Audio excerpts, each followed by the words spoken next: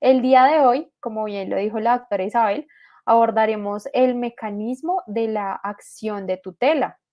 haciendo un barrido desde su fundamento legal, constitucional y claramente nos vamos a apoyar bastante en la postura jurisprudencial de la Corte Constitucional.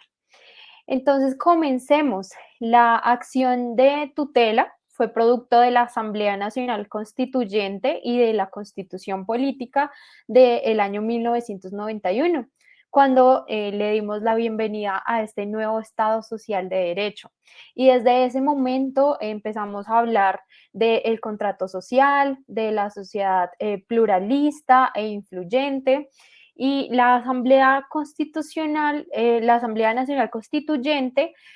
reunió a todos los sectores de la sociedad para redactar la nueva constitución del país, la cual estaba fundamentada por unos pilares básicos de democracia, desde la participación activa y decisiva de los ciudadanos, como un constituyente primario. Así pues, dicha asamblea, en aras de buscar un mecanismo ágil y eficaz al cual pudieran acceder todo tipo de ciudadanos y que fuera una herramienta cuyo fin sería garantizar el cumplimiento de los derechos fundamentales de los ciudadanos colombianos, crea el mecanismo de la acción de tutela, mismo que está contemplado en el artículo 86 de la Constitución Política de 1991.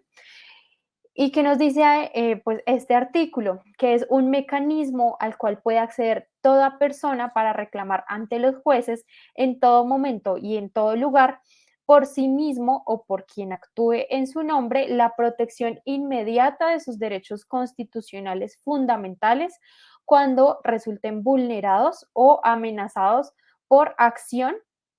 o omisión de cualquier autoridad. El fallo debe ser de inmediato cumplimiento y podrá impugnarse ante el juez competente, y también podrá ser posteriormente objeto de revisión por la Corte Constitucional. Este mecanismo se ha venido desarrollando a través de los decretos 2591 de 1991, 306 de 1992 y 382 del año 2000, y claramente por la jurisprudencia de la Corte Constitucional sobre su sentido y su alcance. Ahora bien, ya adentrándonos un poco más en el campo del derecho laboral, tenemos que hablar sobre sus principales características, que están obviamente señaladas por las normas constitucionales, legales, la doctrina y la jurisprudencia, que han permitido que su uso sea muy frecuente por las personas y en particular, en nuestro caso, por los trabajadores y las organizaciones sindicales también. Pues bien, vamos a empezar a esbozar los principios que rigen la acción de tutela, y en primera medida tenemos que la tutela es el principio de informalidad, lo que yo les decía. Esto quiere decir que para su presentación nos exigen unas formalidades o unos rituales procesales, a diferencia de lo que ocurre en las demandas en la jurisdicción civil, la jurisdicción laboral, la contenciosa administrativa, entre otros. ¿Qué quiere decir? Que se puede concluir que los requisitos para la presentación de una acción de tutela son mínimos comparados a los de las demás jurisdicciones, que en ellos no existe una formalidad muy estricta, que se puede presentar inclusive en algunos casos verbalmente, y que no es necesario actuar siempre a través de un apoderado, a diferencia de, en nuestro caso, las acciones ordinarias laborales en las que se exigen los requisitos establecidos en el artículo 25 del Código Procesal del Trabajo. Segundo, el artículo tercero del decreto 2591 de 1991 señala que como uno de los principios fundamentales en materia de la acción de tutela es la eficacia. En tal virtud, el juez tiene amplios poderes a través de órdenes, celeridad en el trámite, sanciones por desacato, para que sea un instrumento eficaz en la protección de derechos fundamentales. Y en materia laboral es claro que la acción de tutela ha sido una herramienta de gran eficacia, pues la jurisprudencia constitucional en las sentencias de tutela en casos especiales, como por ejemplo, por mencionar algunos, la protección a la maternidad, las personas con alguna enfermedad que los hace beneficiarios de alguna estabilidad laboral reforzada, personas con algún tipo de fuero, padres o madres cabezas de familia, entre otros, ha procedido de tal manera que los empleadores deben reintegrarlos al mismo cargo o a uno de igual categoría, lo mismo que al pago de salarios, prestaciones o acreencias laborales dejadas de percibir. Por tanto, es claro que para los trabajadores es más sencillo muchas veces instaurar una acción de tutela que dura 10 días en resolverla un juez que una acción ordinaria laboral, que como lo decía la doctora Isabel, se puede demorar en decidirse 2 a 3 años en promedio, con las dos instancias, con el juez laboral, con el Tribunal Superior de Distrito Judicial, y sumado a ello también, si hubiera, si fuera el caso y si fuera procedente, sumado a ello el recurso de casación ante la Corte Suprema de Justicia en su sala de casación laboral. En tercera medida, y como tercer principio,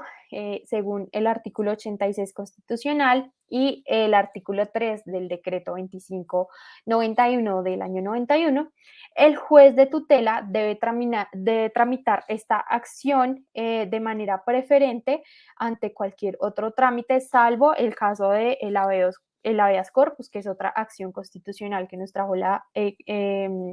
Constitución Política de 1991. Y por ello, a diferencia de las acciones ordinarias laborales, el juez antes de resolverlas debe decidir de acciones constitucionales como el habeas corpus y la acción de tutela. ¿Esto qué significa? Que el juez debe aplicar este principio en los asuntos que conozca su despacho, lo cual hace que la tutela sea un mecanismo más eficaz que la acción ordinaria laboral en cuanto a los términos.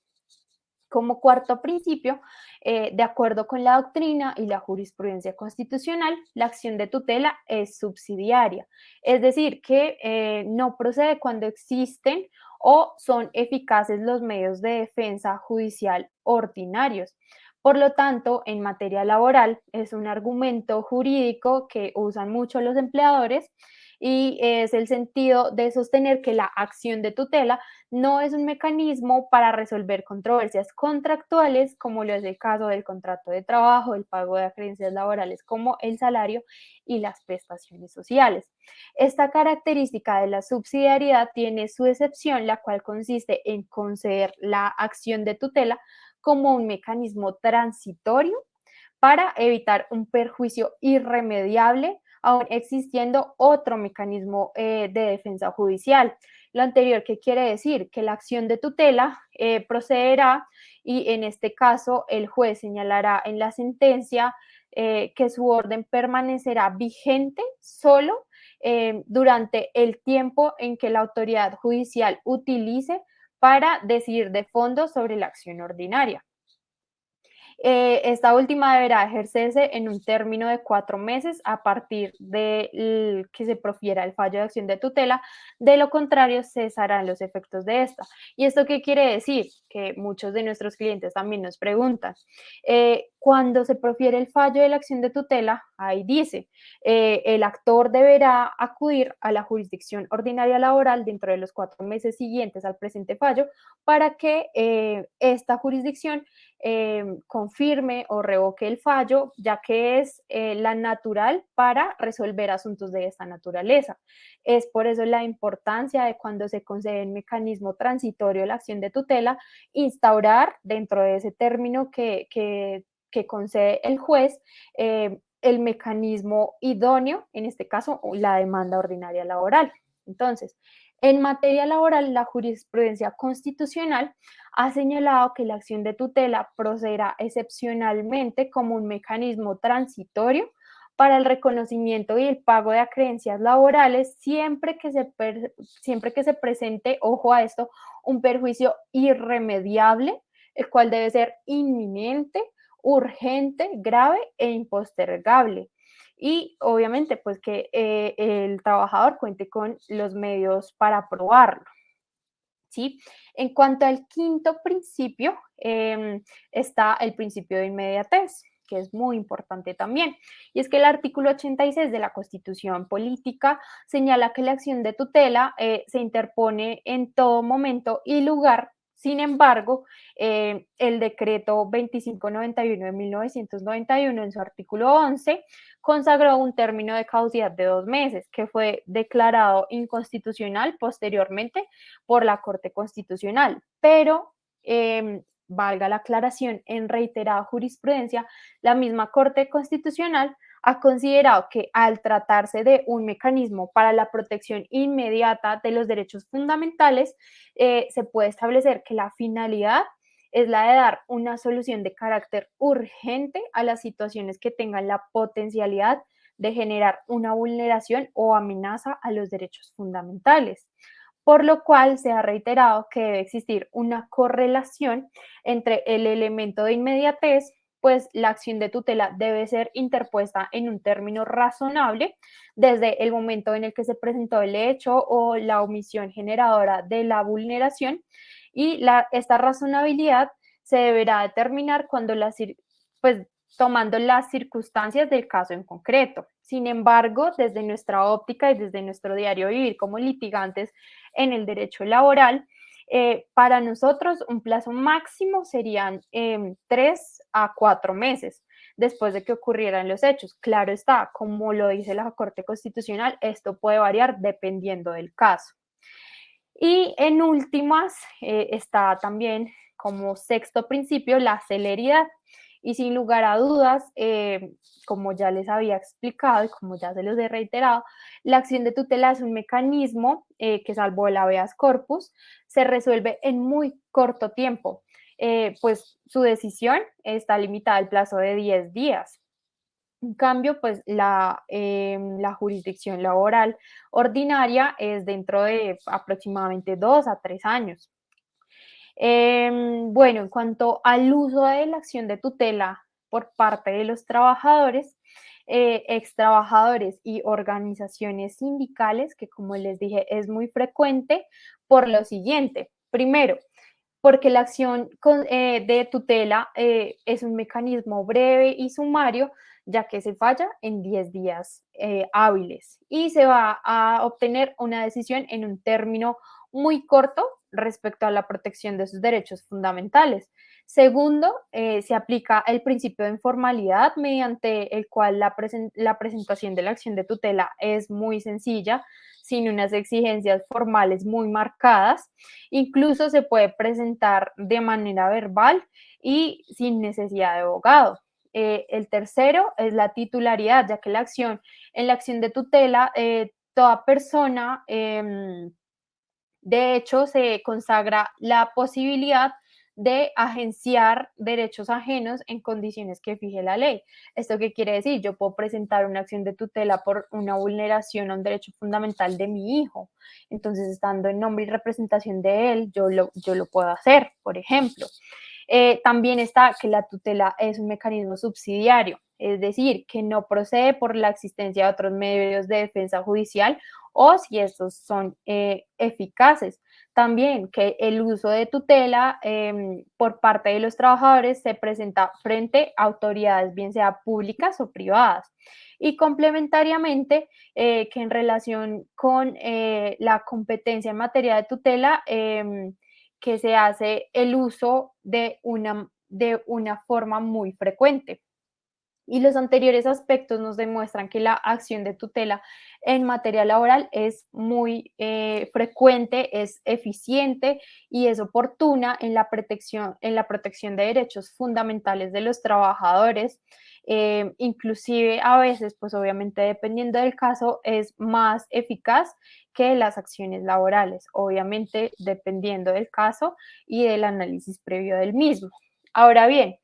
Dicho lo anterior, nosotras quisimos desarrollar más el tema precisamente con una sentencia muy reciente en la cual la Sala Primera de Revisión de Tutelas de la Corte Constitucional examinó la acción de tutela instaurada por una trabajadora en contra de su empleador, y me estoy refiriendo a la sentencia T-424 de 2022, cuya magistrada ponente fue la doctora Diana Fajardo Rivera.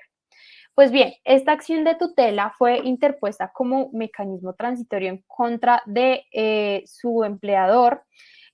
La trabajadora invoca la protección de sus derechos fundamentales a la vida en condiciones dignas, la dignidad humana, al trabajo, a la seguridad social, a la estabilidad laboral reforzada, a la protección por debilidad manifiesta, al mínimo vital y a la salud, derechos que consideró vulnerados y o amenazados por la empresa debido a la decisión de terminar unilateralmente su contrato de trabajo. La accionante, en este caso, era una trabajadora de 48 años de edad. Trabajaba en esta empresa hace aproximadamente 23 años. La trabajadora en el año 2017 empieza a sufrir de unas dificultades de salud y recibe el diagnóstico de un trastorno de ansiedad paroxística episódica, que es una enfermedad mental cuya característica esencial es la presencia de crisis recurrentes de ansiedad graves por situaciones imprevisibles, que como en otros trastornos de ansiedad trae consigo síntomas como palpitaciones, dolor precordial, sensación de asfixia, mareo o vértigo, sensación de irrealidad. Las personas con este padecimiento tienen la sensación y el temor a morir, a perder el control, y las crisis pueden durar entre minutos o también en algunos casos varía su duración. De ahí, pues me voy a salir un poquito del tema, pero de ahí que nosotros también seamos tan enfáticos en nuestros encuentros con ustedes, en transmitirles la importancia del cuidado, no solo de las enfermedades físicas que como trabajadores los aquejan,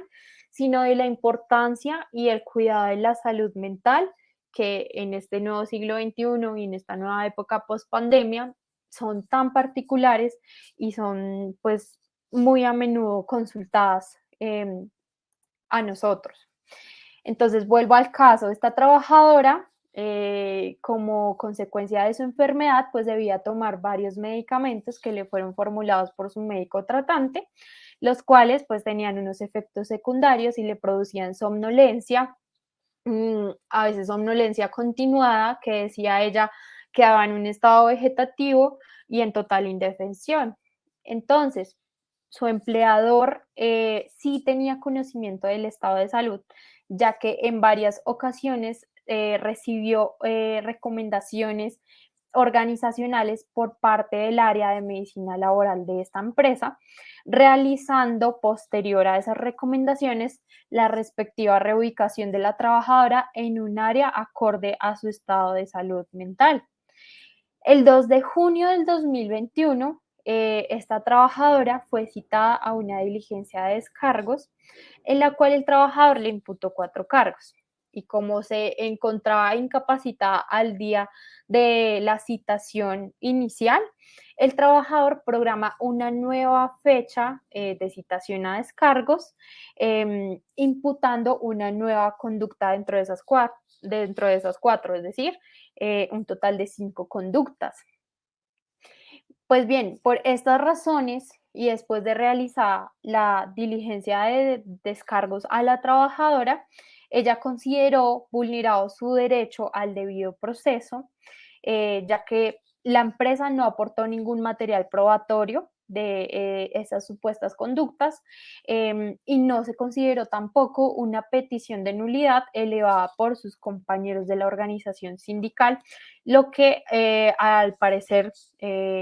decía la organización sindical, demostró la persecución laboral en contra de esta trabajadora,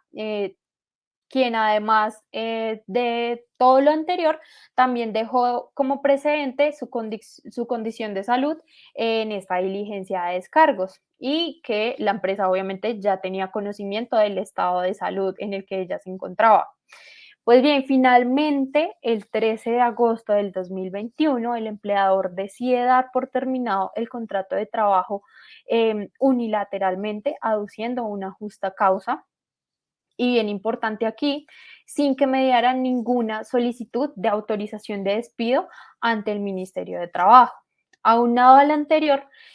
también es importante traer a colación el contexto familiar de esta trabajadora, el contexto familiar y económico, ya que al momento del despido era madre, pues es madre de una menor de edad que depende económicamente de ella, contaba con un crédito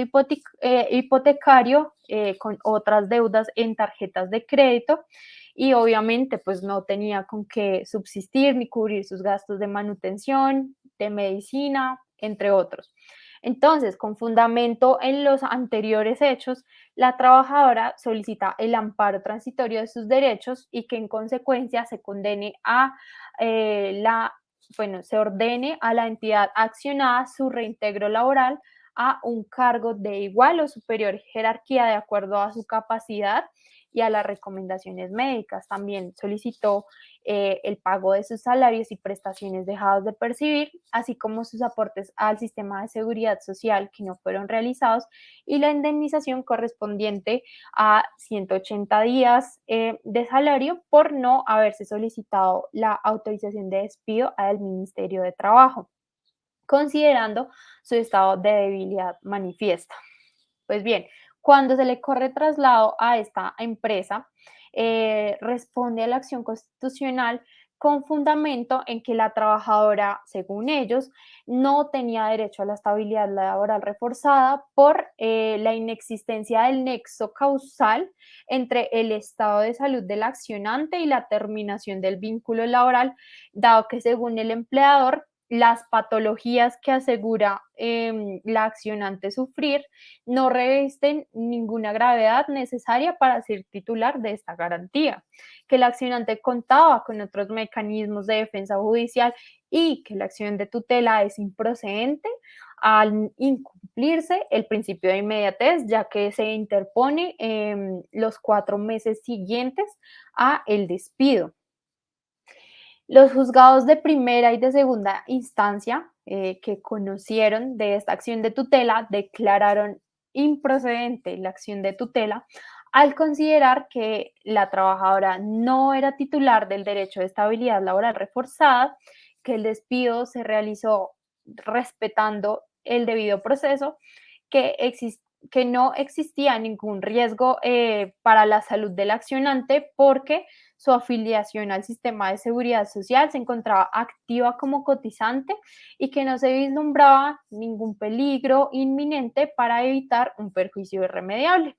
pues no había un estado de debilidad manifiesta.